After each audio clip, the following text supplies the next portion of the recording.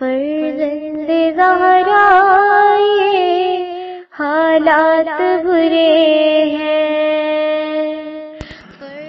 کاشانۂ بصیرت ایک ایسا مکمل یوٹیوب چینل جس پر محروم بصارت کے لیے بالخصوص اور تمام افراد کے لیے بالعموم سینکڑوں کی تعداد میں اسلامی کتب دستیاب ہیں۔ لہذا گزارش ہے کہ آپ اپنی ذمہ داری نبھاتے ہوئے کاشانۂ بصیرت کو سبسکرائب کرنے کے ساتھ ساتھ بیل آئیکن کو پریس کیجیے تاکہ آپ علم کے حصول کے ساتھ ساتھ مذہب اہل بیت کی اشاعت میں بھی اہم کردار ادا کرتے رہیں۔ کاشانۂ بصیرت، کاشانۂ بصیرت، کاشانۂ بصیرت۔ فرزند زہرا یہ حالات برے ہیں۔ بسم اللہ الرحمن الرحیم۔ السلام علیکم سامعین، کاشانۂ بصیرت کا یوٹیوب چینل میں سیمی زوار ہم مل کر پڑھ رہے ہیں کلام امیر المومنین علی علیہ السلام، شرح نہج البلاغہ، تالیف آیت اللہ ناصر مکارم شیرازی، ترجمہ زیر نگرانی مولانا سید شہنشاہ حسین نقوی، اور یہ ہے والیوم 5 جس کو پڑھتے ہوئے ہم ریڈنگ کے پارٹ 18 پہ پہنچ گئے ہیں اور کتاب کے صفحہ نمبر 238 پر ریڈنگ کا آغاز کریں گے، اور یہ ہم پڑھ رہے ہیں خطبہ 125۔ اس خطبے کا آغاز کر دیا تھا ہم نے ریڈنگ کے پارٹ 17 میں، اور اب ہم اس کے نکات پڑھنے جا رہے ہیں۔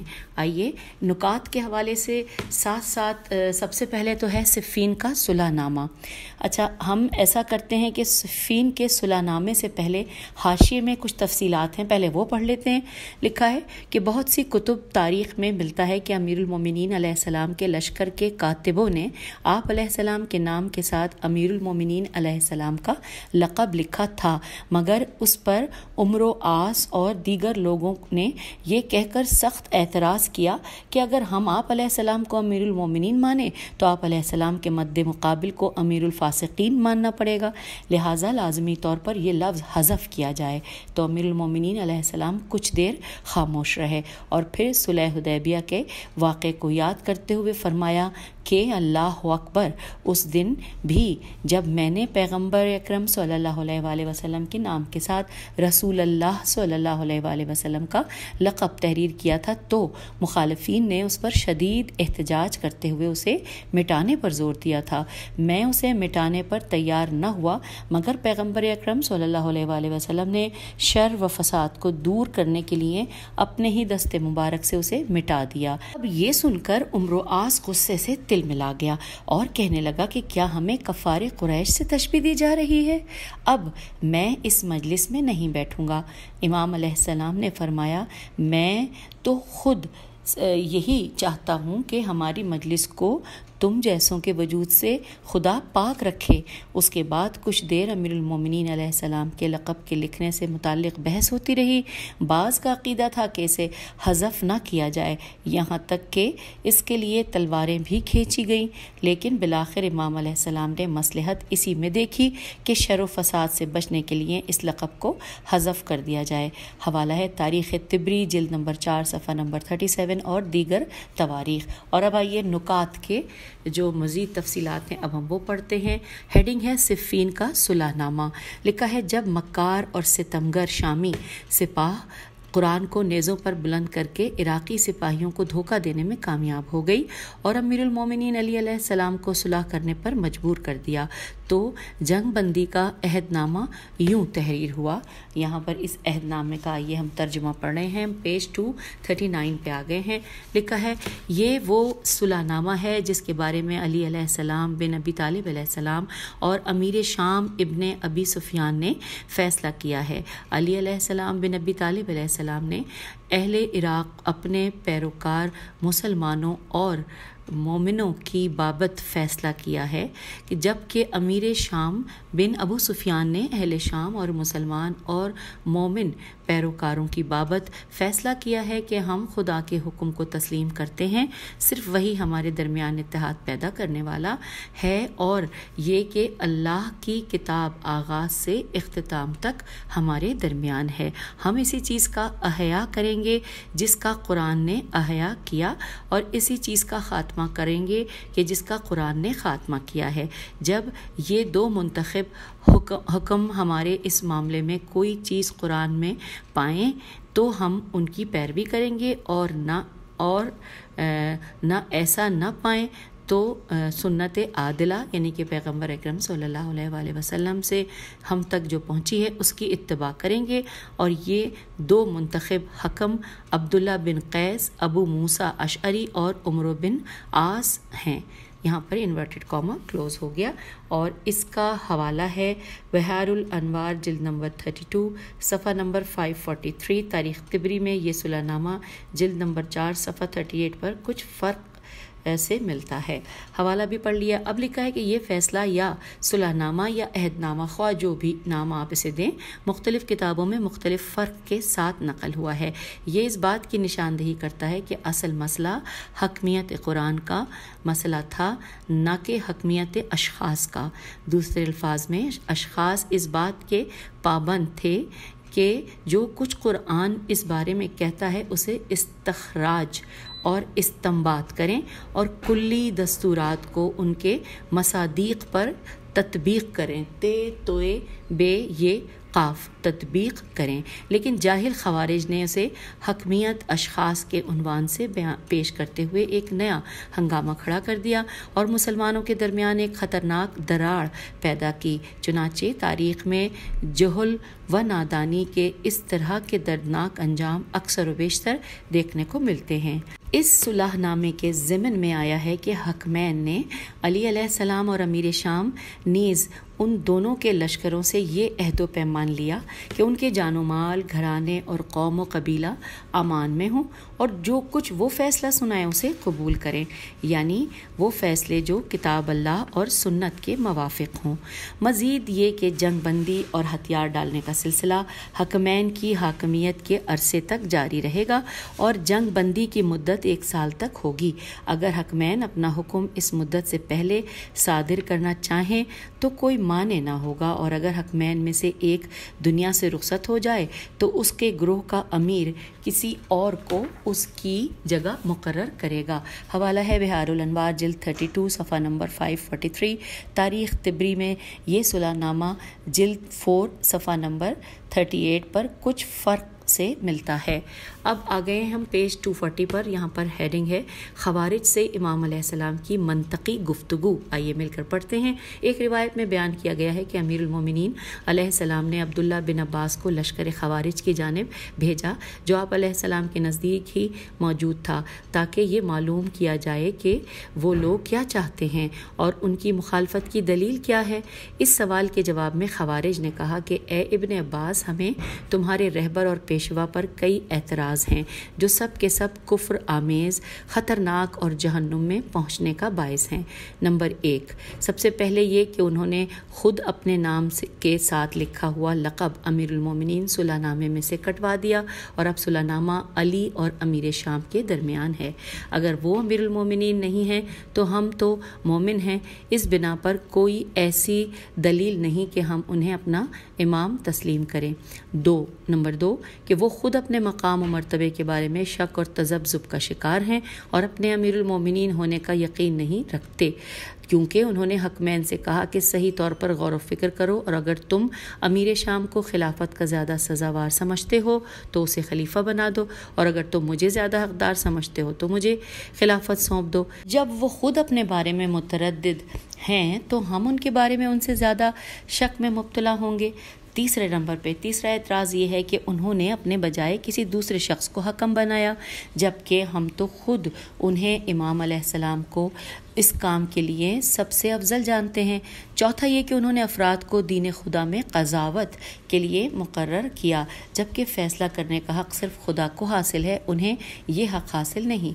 پانچواں یہ کہ جنگ جمل کی فتح کے بعد دشمنوں کے اموال اور اسلحے تو ہمارے درمیان تقسیم کر دیے گئے، لیکن ان کے بچوں اور عورتوں کو قیدی نہیں بنایا گیا۔ چھٹا یہ کہ وہ رسول صلی اللہ علیہ وآلہ وسلم کے وصی تھے، لیکن انہوں نے وصی ہونے کا حق ادا نہیں کیا۔ اب یہاں پہ ہم آ گئے ہیں پیج 241 پر. عقدہ نہیں کیا. ابن عباس نے حضرت علیہ السلام کی خدمت میں آ کر عرض کیا کہ یا امیر المومنین علیہ السلام، آپ نے ان لوگوں کی گفتگو سنی، آپ ہی ان کو بہتر جواب دے سکتے ہیں. امام نے فرمایا کہ ہاں ایسا ہی ہے. پھر آپ علیہ السلام نے فرمایا کہ اے ابن عباس، ان سے پوچھو کہ کیا تم لوگ حکم خدا اور سنت رسول صلی اللہ علیہ وآلہ وسلم کو مانتے ہو؟ خوارج نے کہا کہ ہاں ہم مانتے ہیں.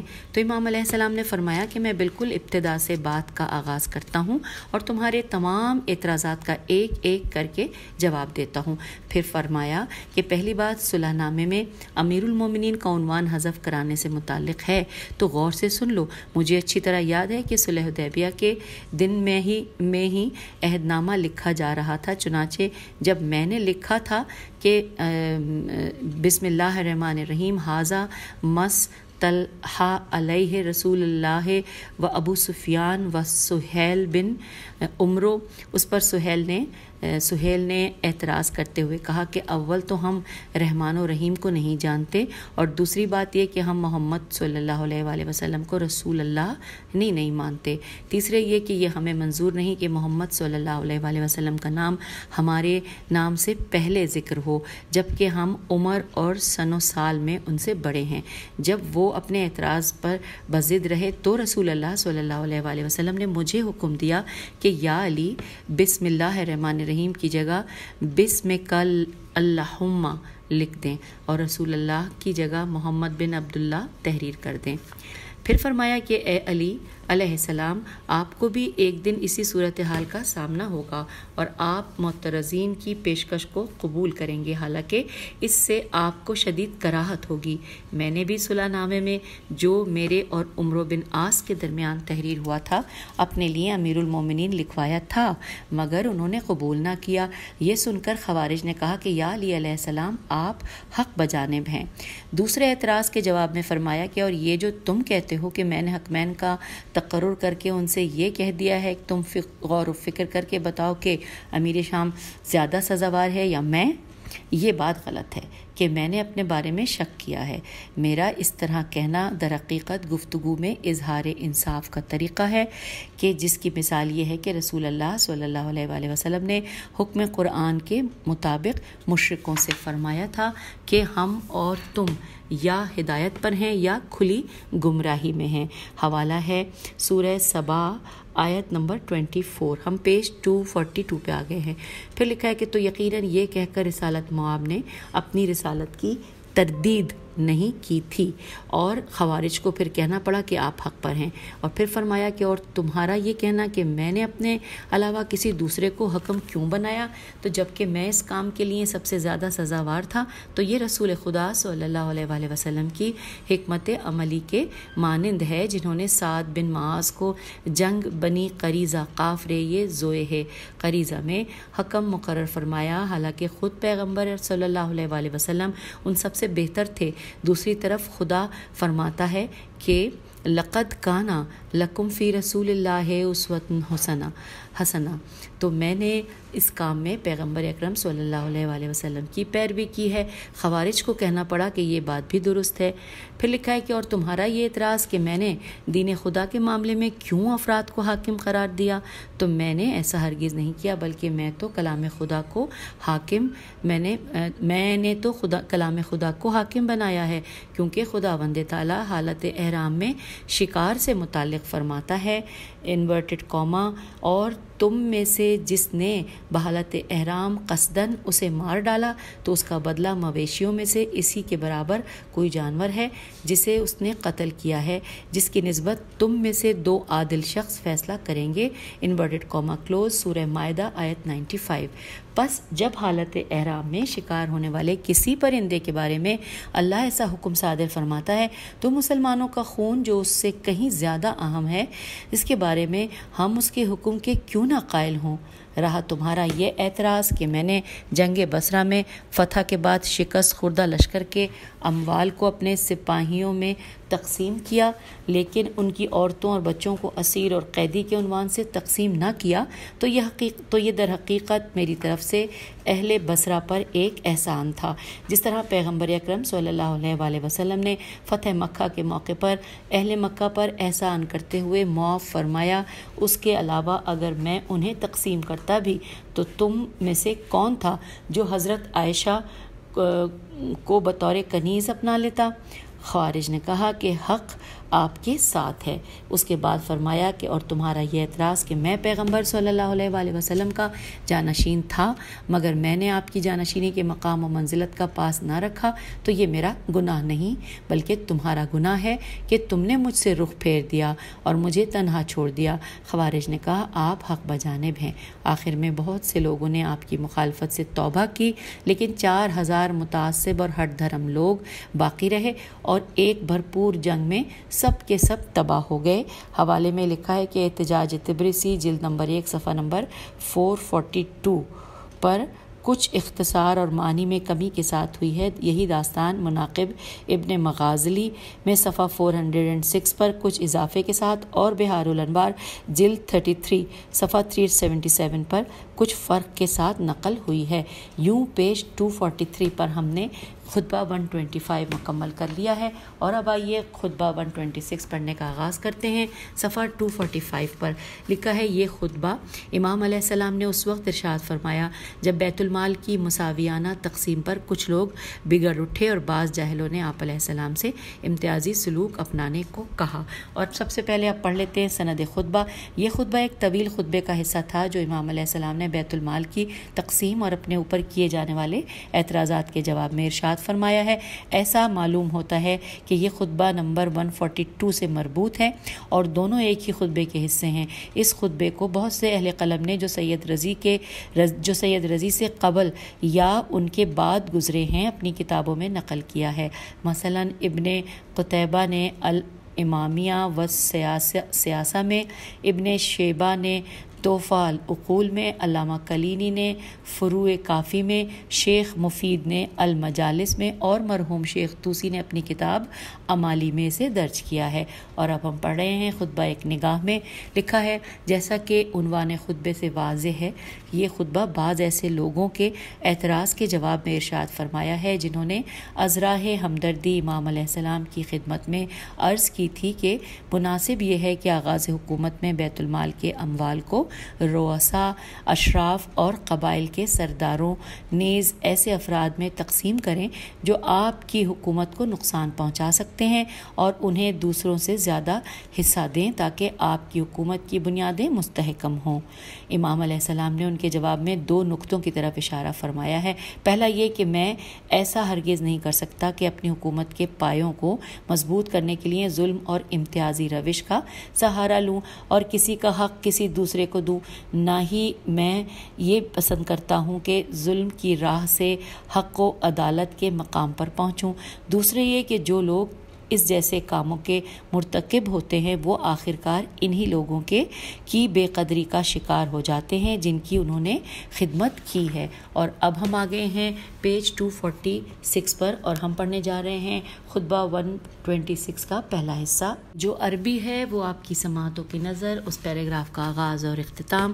آغاز ہے، لکھا ہے عطا مروونی اور اس کے بعد مرو عطا، اس کے بعد بریکٹ میں لکھا ہے عطا مروننی، نون پہ تشدید ہے اور ختم ہو رہا ہے ول ام خدین، خے دال یہ نون اور 2 زیر۔ ترجمہ ہے کہ کیا تم مجھے اس بات پر آمادہ کرنا چاہتے ہو کہ میں جن رعایا کا ذمہ دار بنایا گیا ہوں ان پر ظلم کر کے چند افراد کی کمک حاصل کر لوں؟ خدا کی قسم جب تک اس دنیا کا قصہ چلتا رہے گا اور ایک ستارہ دوسرے ستارے کی طرف جھکتا رہے گا ایسا ہرگز نہیں ہو سکتا۔ اگر یہ مال میرا ذاتی ہوتا تب بھی میں برابر سے تقسیم کرتا، چاہے کہ یہ مال خدا ہے، اور یاد رکھو کہ مال کا ناحق عطا کر دینا بھی اسراف اور فضول خرچی میں شمار ہوتا ہے اور یہ کام انسان کو دنیا میں بلند بھی کر دیتا ہے۔ تو آخرت میں ذلیل کر دیتا ہے، اور لوگوں میں محترم بھی بنا دیتا ہے تو خدا کی نگاہ میں پست تر بنا دیتا ہے، اور جب بھی کوئی شخص مال کو ناحق یا نااہل پر صرف کرتا ہے تو پروردگار اس کے شکریہ سے بھی محروم کر دیتا ہے، اور اس کی محبت کا رخ بھی دوسروں کی طرف مڑ جاتا ہے۔ پھر اگر کسی دن پیر پھسل گئے اور ان کی امداد کا بھی محتاج ہو گیا تو وہ بدترین دوست اور ذلیل ترین ساتھی ہی ثابت ہوتے ہیں۔ Inverted comma close. آئیے پڑھتے ہیں شرح و تفسیر۔ ساتھ میں ہیڈنگ ہے عدالت کو منصب پر قربان نہیں کیا جا سکتا۔ لکھا ہے کلینی رحمۃ اللہ نے اس روایت کے شروع میں کہ جو اس خطبے سے اخذ کی گئی ہے ابی مخنف سے یوں نقل کیا ہے کہ انورٹڈ کاما شیعوں کا ایک گروہ امیر المومنین علیہ السلام کی خدمت میں حاضر ہوا اور وہ لوگ عرض کرنے لگے کہ اس بات میں کیا مذائقہ ہے کہ آپ بیت المال کا اثاثہ باہر نکال کر اسے رؤساء اور اشراف کے درمیان تقسیم کر دیں اور انہیں ہم پر برتری دے دیں، یعنی ہمارا حصہ انہیں دے دیں تاکہ آپ کی حکومت کی بنیاد مستحکم ہو۔ اس کے بعد پھر اموال کی مساویانہ تقسیم کی حکمت عملی کی طرف پلٹ آئیں۔ تو یہاں پر سوالیہ نشان ہے لیکن ابھی انورٹڈ کاما نظر نہیں آ رہا، کلوز ہوتا ہوا۔ بہرحال ہم پیج 247 پر آ گئے ہیں۔ لکھا ہے امیر المومنین علیہ السلام اس پیشکش سے بہت ناراض ہوئے اور آپ علیہ السلام نے ان کے جواب میں یہ خطبہ ارشاد فرمایا اور پوری صراحت سے فرمایا، کسی مقدس اور پاکیزہ ہدف کے حصول کے لیے کسی ناجائز اور گناہ سے آلودہ طریقہ کار کو اپنانا جائز نہیں ہے، کیونکہ یہ روش اسلامی منطق اور اصولوں کے خلاف ہے۔ پھر آپ نے فرمایا کہ کیا تم مجھے اس بات پر آمادہ کرنا چاہتے ہو کہ جن رعایا کا ذمہ دار بنایا گیا ہوں ان پر ظلم کر کے چند افراد کی کمک حاصل کر لوں؟ کیا حکومت نصب العین عدالت کا نفاذ نہیں؟ اس لائن کو دوبارہ پڑھ لیتے ہیں۔ کیا حکومت کا نصب العین عدالت کا نفاذ نہیں؟ تو تم کیسے یہ پیشکش کر رہے ہو کہ میں ظلم و ستم سے حکومت کی بنیادوں کو مضبوط کروں؟ یہ تو کھلا تضاد ہے اور ایسی پیشکش ہے جو رضا الہی کے برخلاف ہے۔ اس کے بعد فرمایا کہ خدا کی قسم جب تک اس دنیا کا قصہ چلتا رہے گا اور ایک ستارہ دوسرے ستارے کی طرف جھکتا رہے گا ایسا ہرگز نہیں ہو سکتا۔ اب ہم پیج 248 پر آ گئے ہیں۔ امام علیہ السلام اس کام میں اپنے مضبوط عزم و ارادے کے اظہار کے لیے واضح ترین اور صریح ترین جملوں سے استفادہ کرتے ہوئے ایک طرف اسم اللہ کے ذریعے قسم کھا رہے ہیں اور دوسری طرف لا اتوار نہیں، اس کی ہجے کر لیتے ہیں۔ انورٹڈ کاما میں یہ ورڈ ہے لام الف الف توئے واو رے، یہاں پہ یہ انورٹڈ کاما میں ہے کہ اس کا لکھا ہے کہ اس کا جملہ استعمال کر کے یہ سمجھا رہے ہیں کہ نہ صرف میں ایسا کام نہیں کروں گا بلکہ اس کے نزدیک بھی نہیں پھٹکوں گا، جبکہ تیسری طرف آسمان میں ستاروں کی متواتر حرکت اور دن رات کی گردشوں کی طرف اشارہ کرتے ہیں، جو اس بات سے کنایہ ہے کہ اگر میں حیات جاویدہ بھی پالوں تو بھی اس طرح کے ظلم اور امتیازی سلوک کا ارتکاب نہیں کروں گا۔ مزید مولا تاکید فرما رہے ہیں کہ اگر یہ مال میرا ذاتی ہوتا جب بھی میں برابر سے تقسیم کرتا جائے کہ یہ مال تو مال خدا ہے۔ اب یہ آگے لکھتے ہیں کہ اگرچہ یہ بات ظاہر بین اور تنگ نظر افراد نیز ان لوگوں کے لیے ناگوار تھی کہ جو حقیقت کو اپنی ذاتی مصلحتوں پر قربان کرنے والے تھے، تاہم آپ علیہ السلام نے ان باتوں کے ذریعے پیغمبر اکرم صلی اللہ علیہ وآلہ وسلم کی سنت، قرآنی تعلیمات اور اسلامی اعلیٰ اقدار کو زندگی بخشی، جس کی تفصیل انشاءاللہ نکات کے ذیل میں آئے گی۔ پھر امام علیہ السلام انہیں اس کام یعنی کہ امتیازی سلوک، ظلم و زیادتی اور غیر منصفانہ تقسیم کے نقصانات کی طرف توجہ دلاتے ہوئے فرماتے ہیں کہ اور یاد رکھو کہ مال کا ناحق قطع کر دینا بھی اسراف اور فضول خرچی میں شمار ہوتا ہے، اور یہ کام انسان کو دنیا میں بلند بھی کر دیتا ہے تو آخرت میں ذلیل کر دیتا ہے، لوگوں میں محترم بھی بنا دیتا ہے تو خدا کی نگاہ میں پست تر بنا دیتا ہے۔ اب آگے لکھا ہے کہ تبذیر تے بے زال یہ رے اور اسراف الف سین رے الف فے، یہ دونوں ورڈ انورٹڈ کاما میں ہیں۔ تبذیر اور اسراف کبھی ایک ہی معنی میں اور بطور مترادف استعمال ہوتے ہیں اور کبھی دو مختلف معنوں میں، کیونکہ تبذیر کے دقیق معنی اسراف کے معنی سے مختلف ہیں۔ تبذیر لکھا ہے ہجے ہے اس کے ساتھ کہ بزر یا بزر کے مادے سے لیا گیا ہے جس کے معنی دانوں کا بکھیرنا ہے۔ یہ وہاں استعمال ہوتا ہے جب انسان اللہ کی نعمتوں کو ضائع کرتے ہوئے ادھر ادھر پھینکتا ہے۔ دوسرے الفاظ میں دولت کو نامناسب جگہوں پر استعمال کرنا ہے، جبکہ اسراف سے مراد خرچ میں زیادہ روی کرنا ہے، یعنی اعتدال کی حد سے باہر ہو، بغیر اس کے کہ ظاہراً کوئی چیز ضائع ہو جائے۔ مثلاً چند آدمیوں کے لیے اتنا مہنگا کھانا تیار کرتا ہے جس کی قیمت سے 10 آدمیوں کے لیے کھانا تیار کیا جا سکتا ہے۔ پیج 249۔ امام علیہ السلام نے خطبے کے اس حصے میں اموال کے ناحق اور نااہل پر خرچ کرنے کے معنوی برے اثرات کی طرف اشارہ فرمایا ہے کہ ممکن ہے کہ انسان اس عمل کے سائے میں چند روز لوگوں میں اثر و رسوخ پیدا کرے، لیکن بارگاہ الہی میں مکمل طور پر زوال کا شکار ہوگا اور قیامت کے دن سخت عذاب پائے گا۔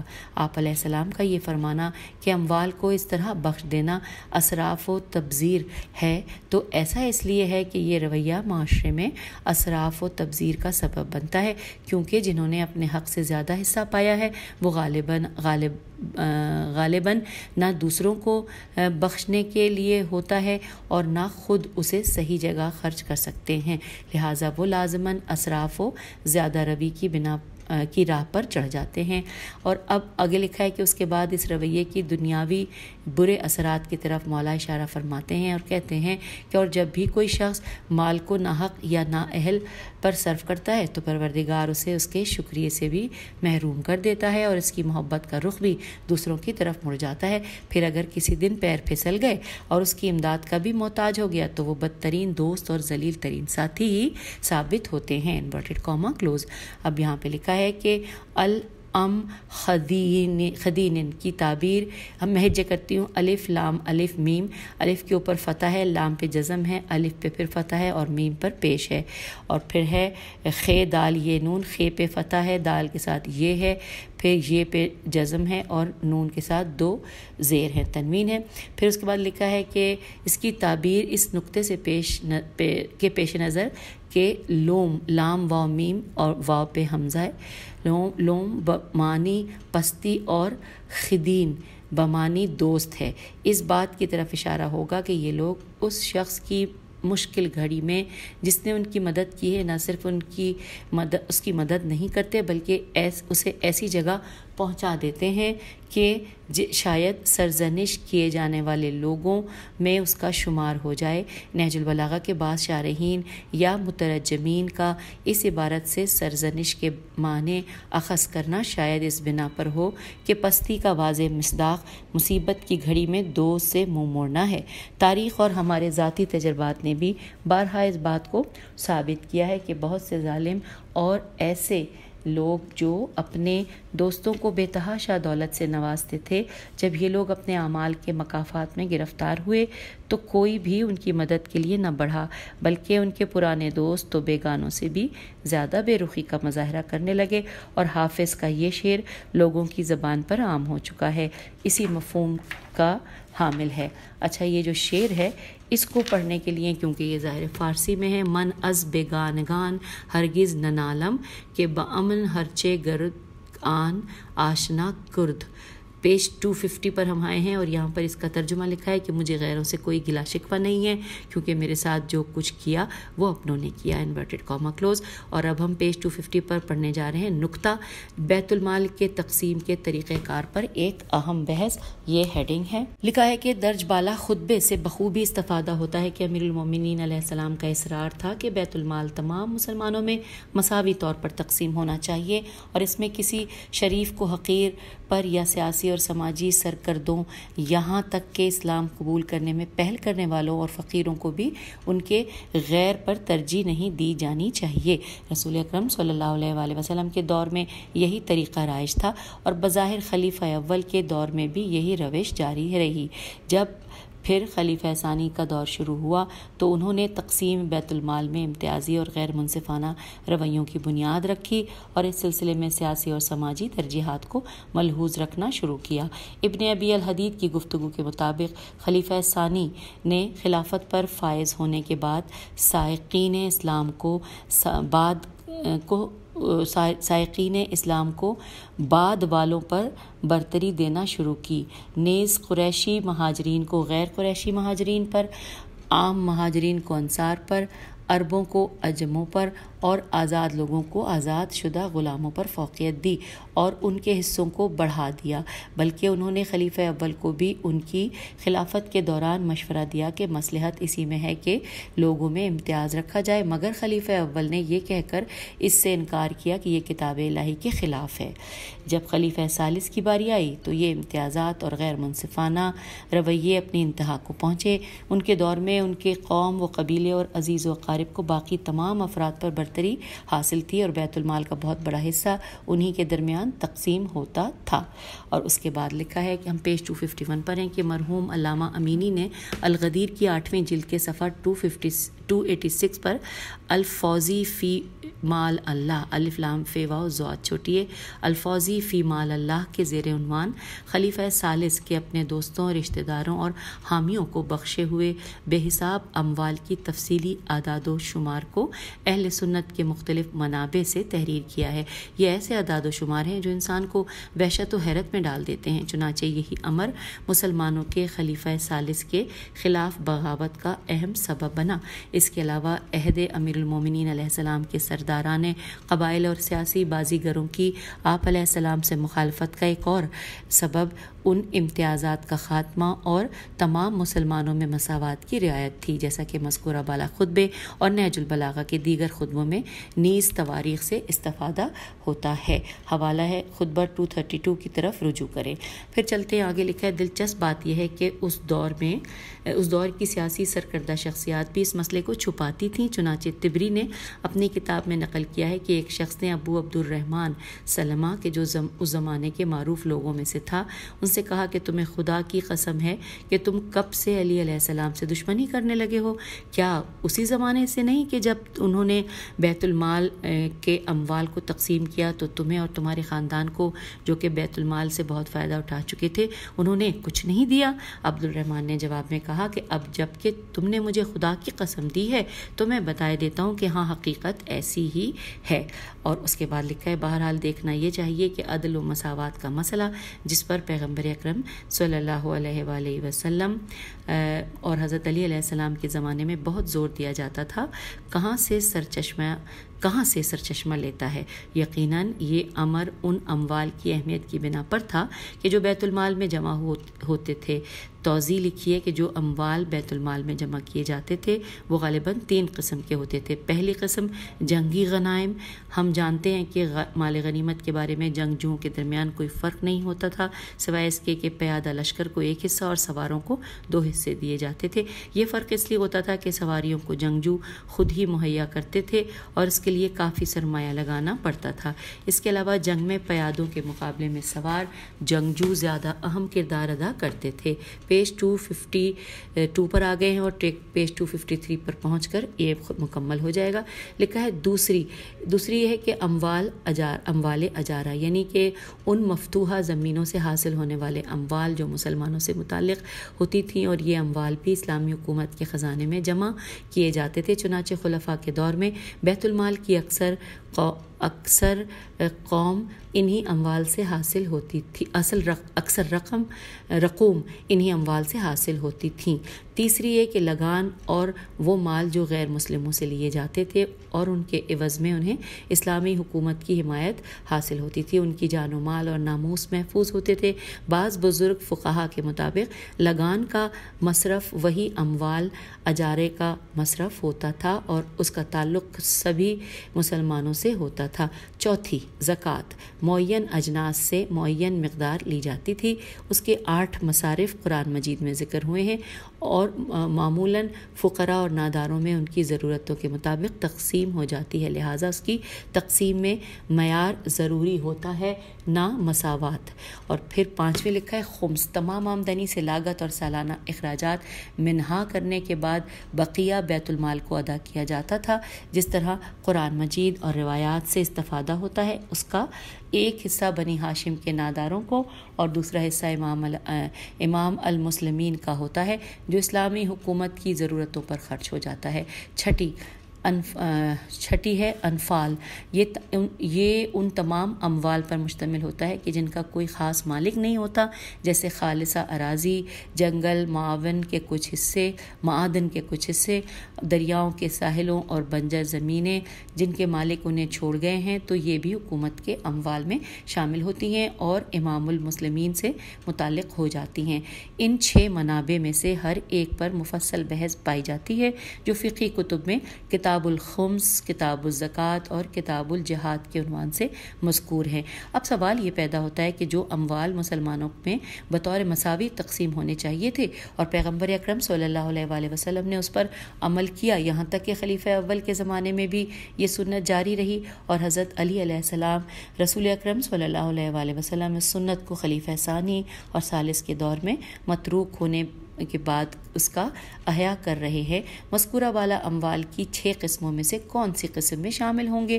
ظاہراً یہ اموال اجارہ اور احتمالاً بشمول لگان کی قسم سے ہوں گے جن پر اس دور کے بیت المال کی اکثر آمدنی کا انحصار ہوتا تھا۔